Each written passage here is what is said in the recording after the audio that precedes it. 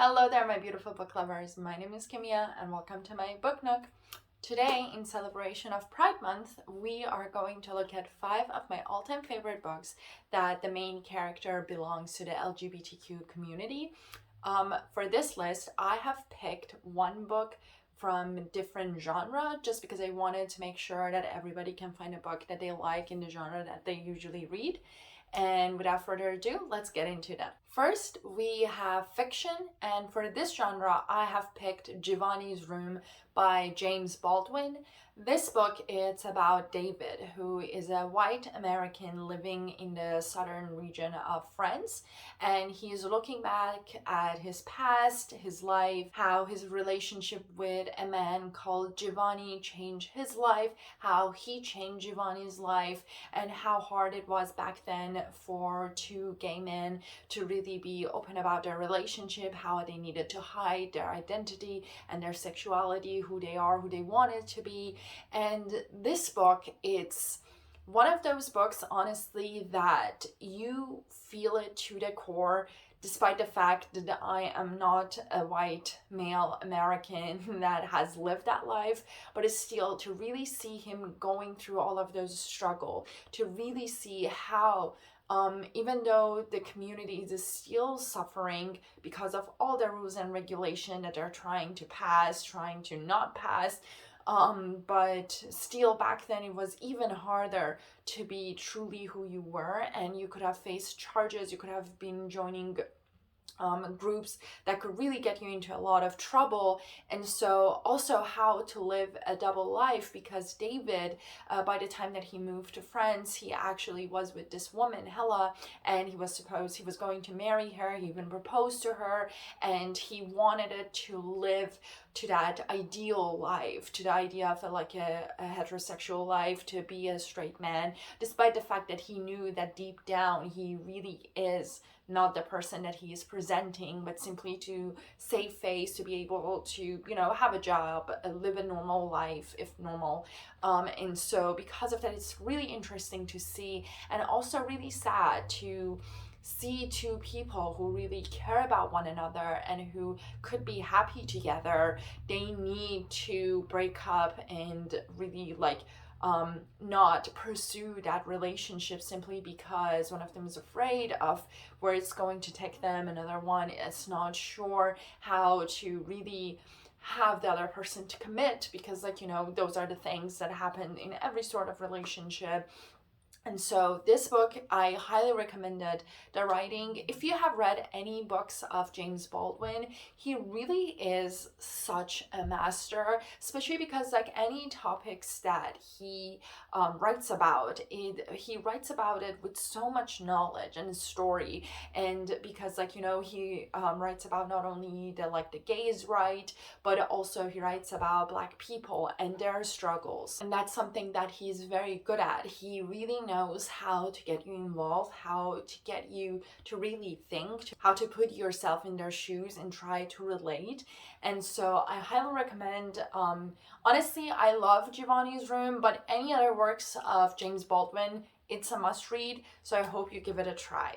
Next, we have nonfiction, and for this genre, I have picked How We Fight for Our Lives by Said Jones. This book, it's a memoir of a coming of age of Said and how he came to understand his sexuality, how he, as a person of color that is also gay, has been struggling in America, how he faced all of the challenges. And the story started by the time that he was 12 years old. He found this book, and actually, funny enough, he found it in a James Baldwin book, and it's a Polaroid of a man, and he found it very interesting. He feels that the man is really looking at him and through him. And when he shows the picture to his mother, and I need to point out that he was raised by a single mother, and so it was always him and his mother. And so when he asked his mother about this photo, she just told him that this is a friend of her that died because of AIDS, and that was it, and didn't say anything more. But he sort of picked up that that means he was gay, and then he went back to school into his library, to the school library, and try to like look more into like gays and their relationship, their rights and everything. And he figured it out, and it was very interesting to him how most of the books that he was able to find, they were really all focusing on AIDS and everything related to that.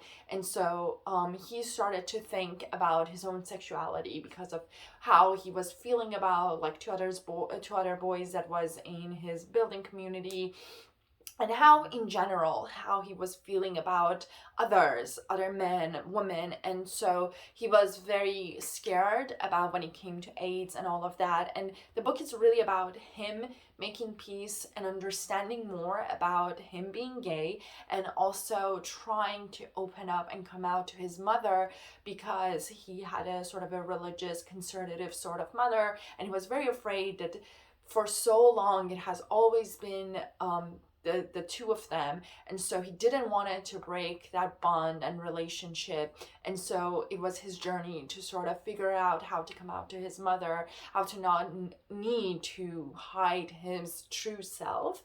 And so I found it just the memoir was beautiful, you know. It was a story that was very interesting for me to read, to really see the struggles, again similar to Giovanni's Room, to go through events that I will never experience. And it was very educational for me. It was very touching, and I felt so connected, because while he was going through that, especially as a very young boy, like 12 is like, you're very young, you're still a child, and for you to try to wrap your head around all of these new information that you're gaining about who you are, who you want to be, and what threats you're going to face if you need to hide yourself from a certain group of people, a certain part of society, how to not want to do that, how to be actually who you truly are.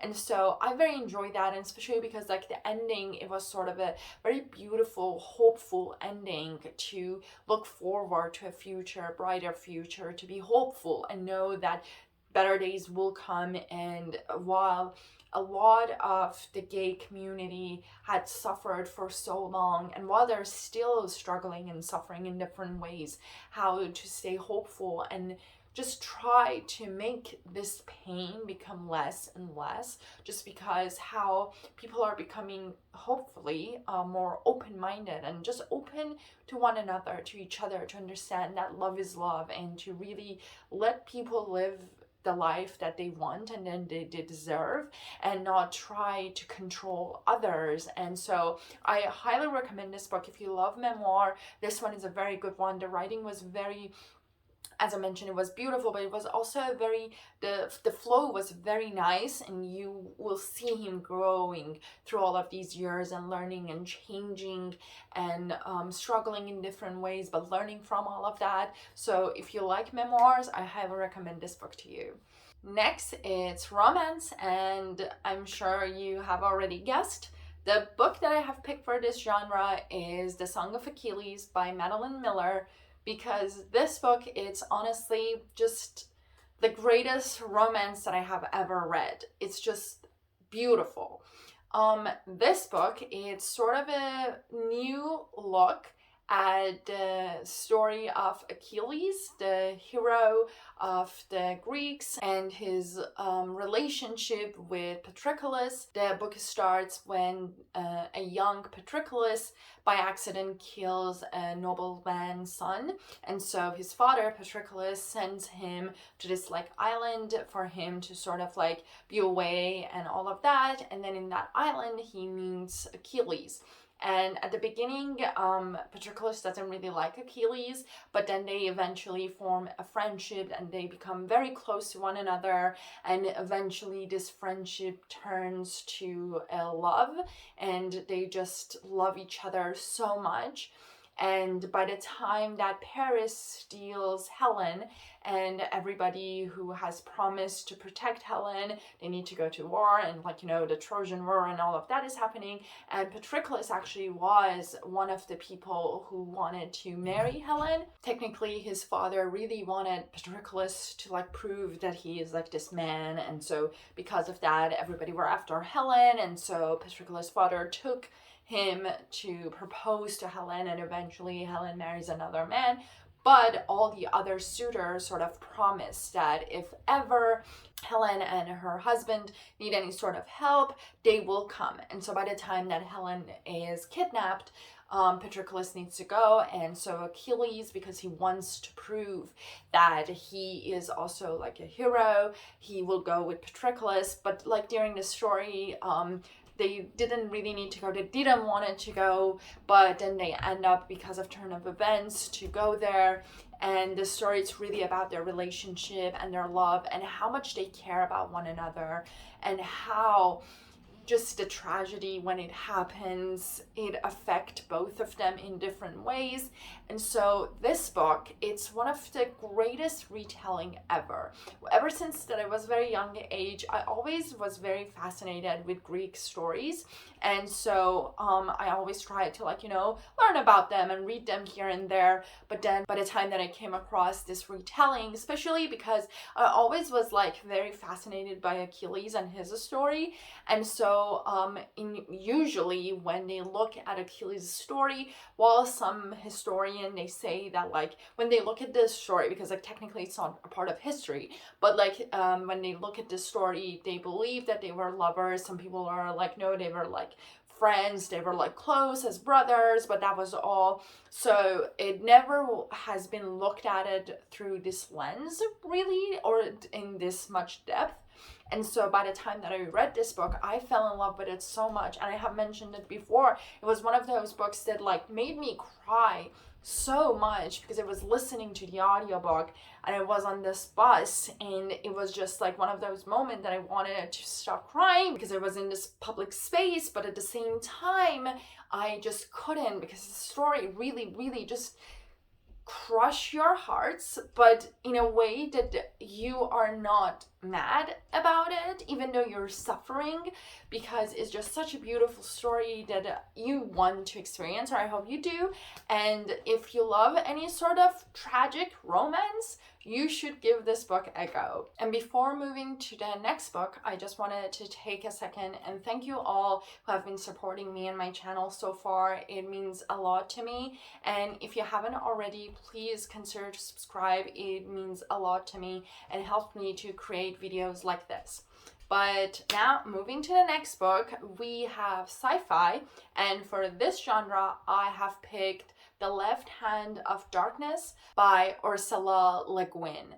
This book, if you love sci-fis, I'm pretty sure you have heard the name of Ursula Le Guin, if I say the last name correctly. But she is one of those oldies but goldies sort of people when it comes to sci-fi books, because she always imagined something so different. And that's the thing that I really love about sci-fi and also fantasy, because it's all about your imagination. You can go as crazy as you want, you can stay as close to reality as you like. And so I always am fascinated to see how authors really build up all of these new worlds with different and new sort of regulations and rules and what happened in them. And so this book, it's about Genly AI. He is an ambassador from a different colony planet, and he's sort of traveling to different planets. He's trying to make these alliances, to help his government and his planet. And he comes from a society that's similar to ours. There are gender rules, there are male, female, and the different rules that each play in the society. And then eventually he comes to this new planet, and in this planet there is no sort of a gender role. The civilization itself, they don't really have a gender to say. They are no male or female, they're all just one. And then eventually at one season they sort of form and take the responsibility of one gender or another simply for reproducing. And so this is such a new world to him, and he is really trying to wrap his head around it. He doesn't understand it. It doesn't make sense to him. And for him, it's just so hard to understand how there's a king that is pregnant, And so because he's so used to the way that he was living. And so this book was fascinating to see, because one world and one planet, it's very similar to ours in the terms of like, you know, genders. But then we have another planet that is so different, and it's something that none of us are really used to it. And as much as like, you know, we're like becoming more open to these gender neutral terms and pronunciation to use, but at the same time, at the end of the day, the biology, it's one way or another in a sort of way, that like the body, that even our body is. But these people, they don't have that, you know, they can switch. A man can become pregnant, you know. And so it's really fascinating to see how she plays these two planets, and how by the end, the way that Jenny sort of learns and adapts to this new society, he figures and he realizes that how they're living a better life, how they have been doing it the right way in a sense, to have been more free in a sense, that like they didn't had all of these rules to hold them down. And so it was very beautiful. I loved it because again, it was talking about a topic that it's our everyday life, but it's happening on a different planet, you know. It's not something that it's like really in your face, but it is. And so I love books that like the underlayer, you're really picking up all of these information that the book is trying to tell you without really, again, like pushing it in your face and trying to be like, look at me, trying to make a point or be different. And so if you like sci-fi, if you look books like that, this one is a great one, and you should add it to your TBR list. And last, we have fantasy, and the book that I have picked for this group is The Jasmine Throne by Tasha Suri. This book, it's just, oh, so great. It's a fantasy world, but based on Indian culture, and it had got a lot of its elements from an Indian culture, and I love that. So the story has a lot of different characters that are all very important. But the main two characters, we have Malini. She's this princess who had refused to accept her brothers. He has ordered her to sort of like sacrifice herself and all of those stuff, because like for some like beliefs that he has that it will help the kingdom, and she has refused that. So he sent her to be prisoned in a different spot, and then she is trying to find a way to escape, free herself, and also free the kingdom, because she knows that just how crazy her brother is. And then on the other side, we have Priya, and she is the servant girl. She's a daughter of this family that is responsible to sort of like imprison the princess. And so we see these two women who are from such a different families and how they have grown up, and like one of them, it's a princess, another one, she's a maid, and how they eventually form this friendship and then this relationship to bring down this king.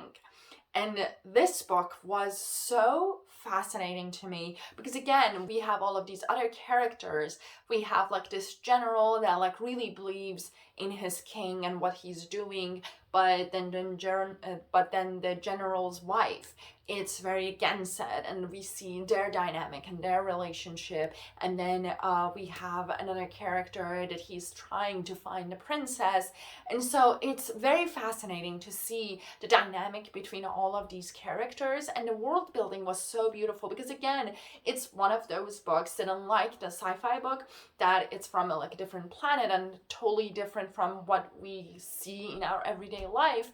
This one, while it's still different, it's a fantasy book, it's happening in a place, it's not exactly where we have seen before, but because it has these Indian inspiration and elements that he has brought it into this world and this story, it made it so fascinating. And to see, again, I love it because it's the Indian culture in general, in Middle Eastern, Asian culture, it's one of those countries and those cultures that are still the topic of LGBTQ. It's very taboo and they don't talk about it. So to have a book that the main character, this princess that comes from this royal family, to form and have this relationship with a maid, and to really want them, both of them wanting to bring down the king.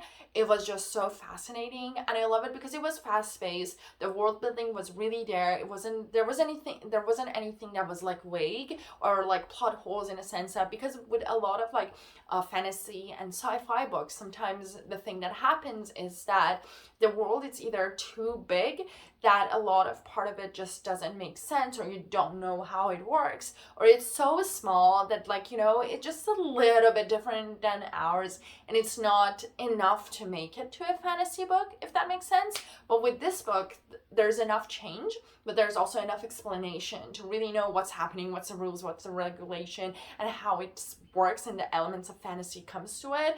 And so the writing was beautiful. I very much enjoyed it, and it was one of those books that, like, despite the fact that the main character is a bit younger, you still can relate to her, and you do not see her as an immature person that you just like roll your eyes at everything that they do, but instead you actually connect and you root for her and you want her to bring down that crazy brother of hers. And so if you love those type of books, I highly recommend this one. And that was the last book on this list. I hope you enjoyed it. Let me know if there's any other books that you would like to read it for Pride Months, and not just for Pride Months, but any books that has main characters that belong to the LGBTQ community, any books that you enjoy, if you have read any of these books that you liked or you didn't like. And till the next video, happy reading!